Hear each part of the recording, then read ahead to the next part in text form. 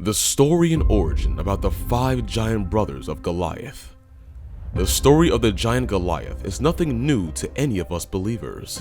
Surely one of the most famous and feared giants that is mentioned in the scriptures of the Holy Book. But not everyone knows the in-depth details that are associated with this titan and the family of its giants. And that's what we're here for today. You may be wondering about the history and the origin of the 5 giant brothers of Goliath that belonged to the same bloodline as he did. So without any further delay, let's get into it. Now there is no doubt about the fact that Goliath is a well-known giant that is mentioned many times in the Holy Scriptures. There are still many aspects related to him that not many people are aware of. One of these aspects is Goliath's origin and his family. For those of you who don't know, Goliath had around 5 brothers. His brothers belonged to the same race as he did, which is known as the Rephaim giants or Rephite giants. There are several passages in the Old Testament that speak of Rephaim or Rephaites, and the context describes them as giants.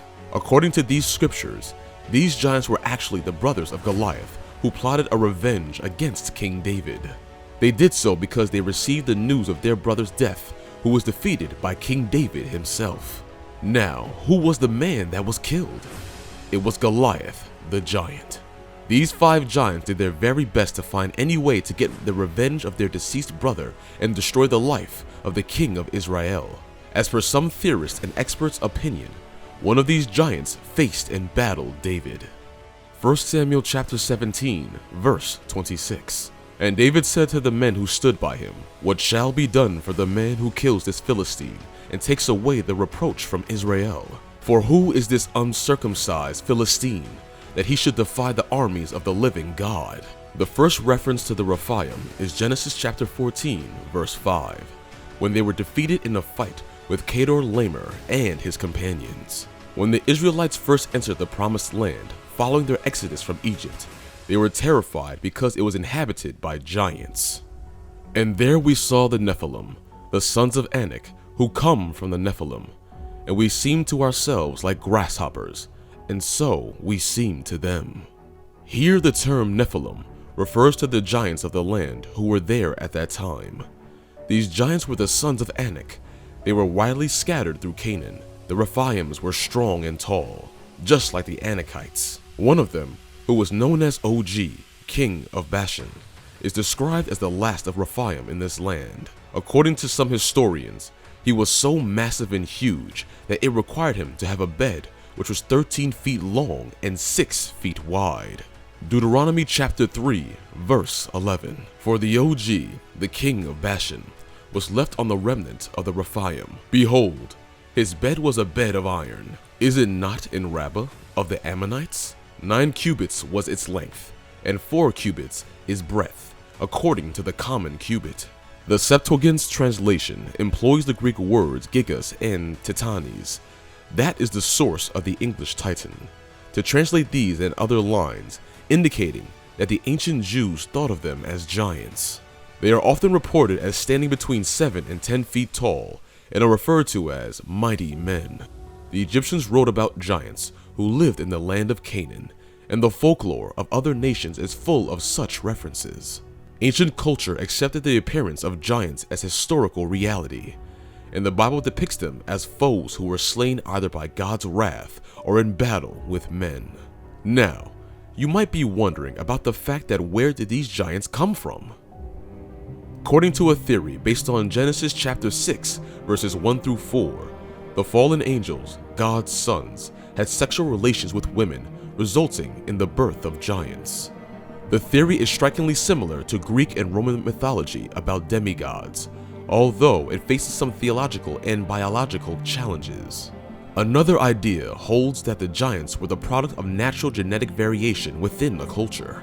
Now that we know about the origin of the giants and where they lived, let us talk about the brothers of Goliath, which were of the same race of giants.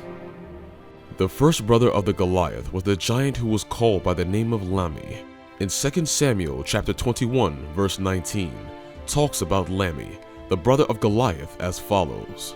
And there was again war with the Philistines at Gob, and Elhanan, the son of Jari-Oregim, the Bethlehemite, struck down the Goliath, the Gittite, the shaft of whose spear was like a weaver's organ. Now, according to this verse, it can be understood that the giant Lammy had a similar body size as Goliath, because in the verse, his spear is given a resemblance with that of a weaver's organ. Now, if Lammy's spear was that of the size of a weaver's organ, then it could be said without a doubt that it was huge. Some people claim that the giant Lammy, brother of Goliath, was 10 feet and a half feet tall, which really makes him count as one of the giants. The next giant that is being talked about in the scriptures, who was also the brother of Goliath, the giant, is known as Ishbi-Benob. In 2 Samuel chapter 21, verse 16, this brother of Goliath is being mentioned as follows. And Ishbi-Benob, which was of the sons of the giant, the weight of whose spear weighed 300 shekels of brass in weight, he being girded with a new sword, thought to have slain David. Some historians claim that the spear of Ishbi-Benob was so big and heavy that it weighed alone from 13 to 15 pounds.